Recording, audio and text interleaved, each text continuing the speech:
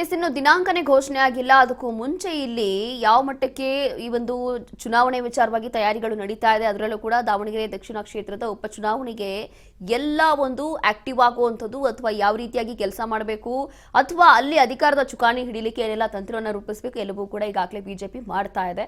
ಹಾಗಾಗಿ ಈಗಲೂ ಕೂಡ ದಿನಾಂಕ ಇನ್ನೂ ಘೋಷಣೆ ಆಗಿಲ್ಲ. ದಿನಾಂಕ ಘೋಷಣೆಗೂ ಮುನ್ನವೇ ರಂಗೇರುವಂತಹ ಉಪಕದನ ಕಣ ಇದು. ದಾವಣಗೆರೆ ದಕ್ಷಿಣ ಕ್ಷೇತ್ರದ ಉಪಚುನಾವಣೆ ನಡೆಯುತ್ತೆ. ಬಿಜೆಪಿ ಆಕ್ಟಿವ್ ಆಗಿದೆ. ದಿನಾಂಕ ಫಿಕ್ಸ್ ಆಗುವ ಮುನ್ನವೇ ಫುಲ್ ಆಕ್ಟಿವ್ ಆಗಿರುವಂತಹ ಬಿಜೆಪಿ ದಾವಣಗೆರೆ ದಕ್ಷಿಣ ವಿಧಾನಸಭಾ ಕ್ಷೇತ್ರದಲ್ಲಿ ಮನೆ ಮನೆಗೂ ಕೂಡ ಹೋಗಿ ಪ್ರಚಾರ ಮಾಡಲಾಗ್ತಾ ಇದೆ. ಬಿಜೆಪಿ ಪಕ್ಷದಿಂದ ಎಎಚ್ ಶಿವಯೋಗಿ ಸ್ವಾಮಿ ನೇತೃತ್ವದಲ್ಲಿ ಬಿಜೆಪಿ ಸಾಧನೆ ಪ್ರಚಾರ ಮಾಡ್ತಿದೆ. ಇಲ್ಲಿ ಬಿಜೆಪಿಗೆ ಮತ ದೇಶಕ್ಕೆ ಹಿತ ಎಂಬ ಸ್ಟಿಕ್ಕರ್ ಅಂಟಿಸಿದ್ದಾರೆ ನೋಡಿ.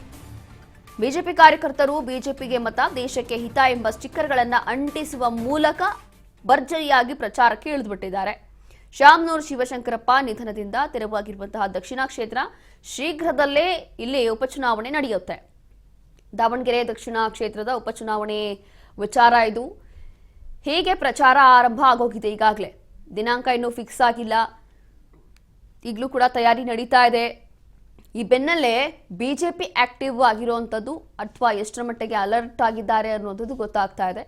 ಈ ಒಂದು ಉಪಚುನಾವಣೆಗೆ ಏನೆಲ್ಲ ತಯಾರಿ ಬೇಕೋ ಎಲ್ಲ ಮಾಡ್ತಾ ಇದ್ದಾರೆ. ಸ್ಟಿಕ್ಕರ್ಗಳನ್ನು ಅಂಟಿಸ್ತಾ ಇದ್ದಾರೆ.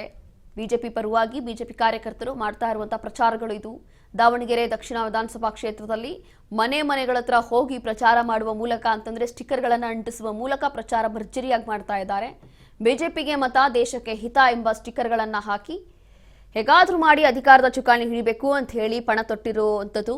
ಹಾಗಾಗಿ ಸದ್ಯಕ್ಕೆ ಸಿಕ್ಕಾಪಟ್ಟೆ ಇದೀಗ ಆಕ್ಟಿವ್ ಆಗಿದೆ ಬಿಜೆಪಿ ಪಕ್ಷ ಕೂಡ. ಈ ಒಂದು ಭಾಗದಲ್ಲಿ ಉಪಚುನಾವಣೆಗೆ ಎಲ್ಲಾ ರೀತಿಯಾದಂತಹ ತಯಾರಿ ನಡೀತಾ ಇದೆ.